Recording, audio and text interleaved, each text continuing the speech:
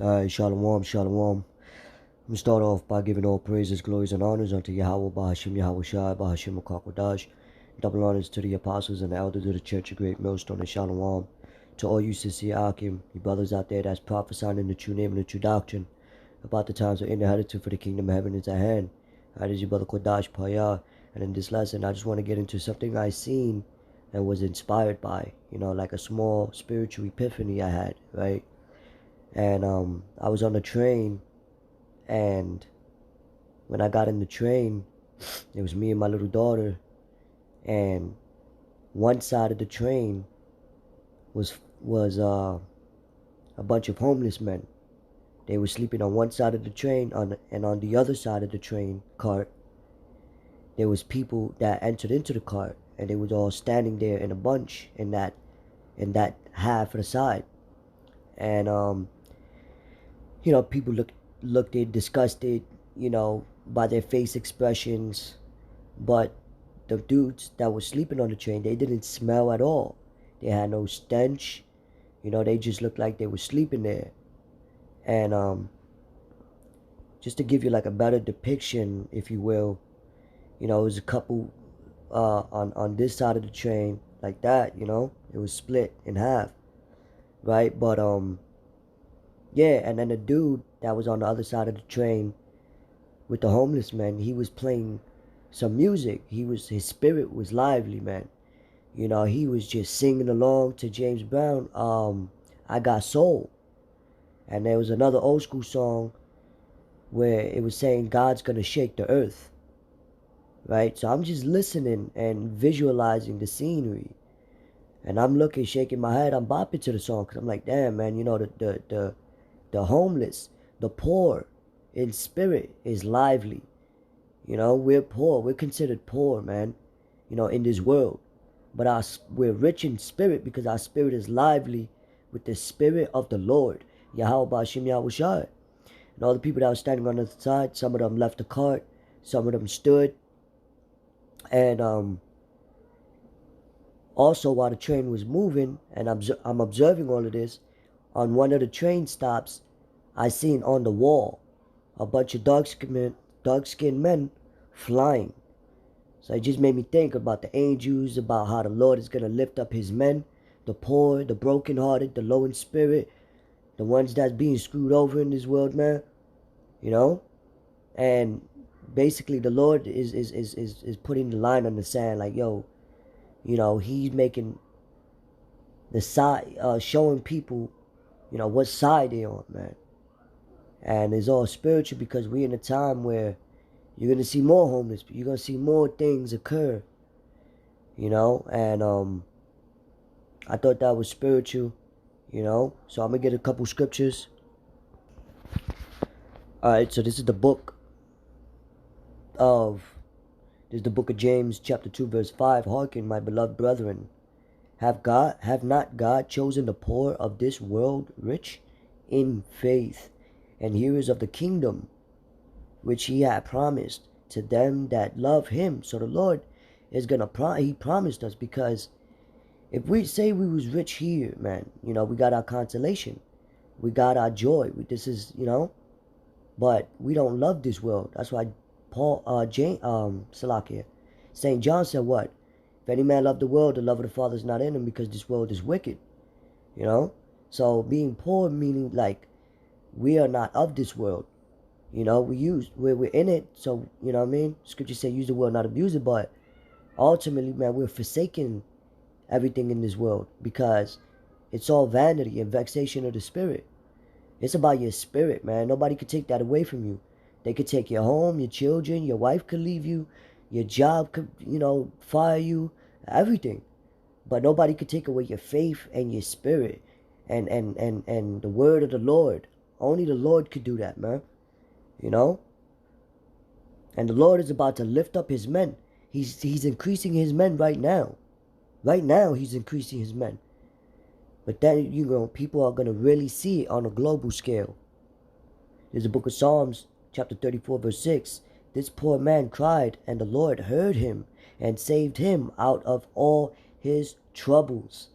So you want the Lord to save you out of your troubles. And I'm not saying like those poor men, you know, were the elect. I don't know. I don't even know if I'm the elect, but the Lord speaks. He speaks with signs, with numbers, with images, with through experiences, you know, with the stars, the chat, all of that, man. You just got to be able to be spiritual to discern, you know, what the Lord is showing you in your daily life, man. You know, hey, Yahweh Shai, he didn't have no place to rest, man. He made himself of no reputation. You know, who was it? Elijah was in the wilderness. The Lord fed him. So a lot of our forefathers was out and about, you know, traveling. They didn't really have places to stay, man. You know. That's why the scriptures say, "Seek ye the Lord first, and all these things shall be added unto you." So He's the first that should be in your mind, constantly, daily. Right? Job chapter 29, verse 12. Because I delivered the poor that cried, and the fatherless, and him that had none to help him. So these people don't really have nobody to help them. Only from what's coming. Only the Lord can preserve you and grant you salvation into the times of darkness where we're approaching, man. You know, no one could give you salvation. No doctors could heal you. No doctors could heal a spiritually sick individual, man. You know, so, you know, we got to stay strong. Keep that positive mindset unto the Lord. Stay in the scriptures. And, all hell could break loose by next month, by next year. You know, our salvation is nearer than we believe. You know, always remember that.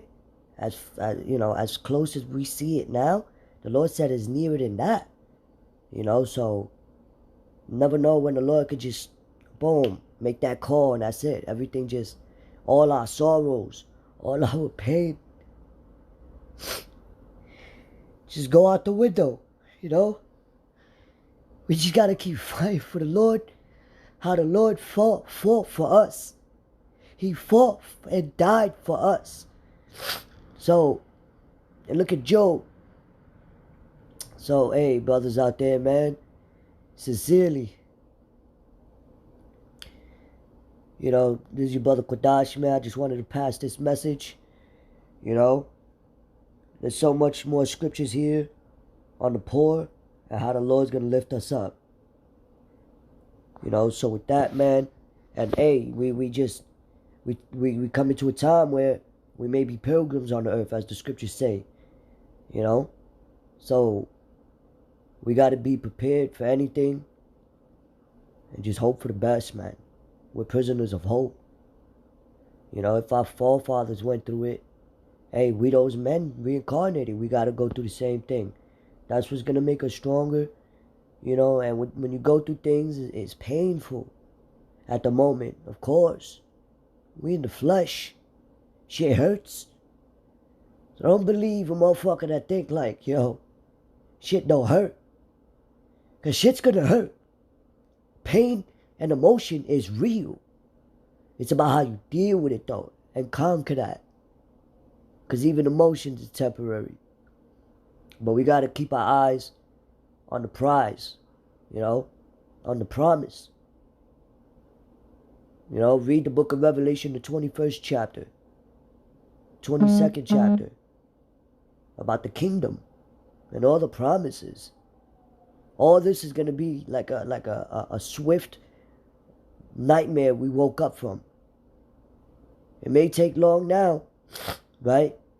You watching the clock, if it seems like it's going slow. But, you know, keep praying. We all got to keep praying for each other. Those men of the Lord, the brothers out there in the true name and the true doctrine, from the apostles on up, that's in the true name and the true doctrine, not just anybody. You know, pray for each other, man. You know, we got to lift each other up. We all we got. You know. Anyway, with that, man, I hope this video, or this lesson, if you will, was edifying and uplifting through the spirit of Pav Yahweh Shem Yahushai. You know, hey, brothers, I ask if you could send prayers for me, too. Salakia. So with that, shalom.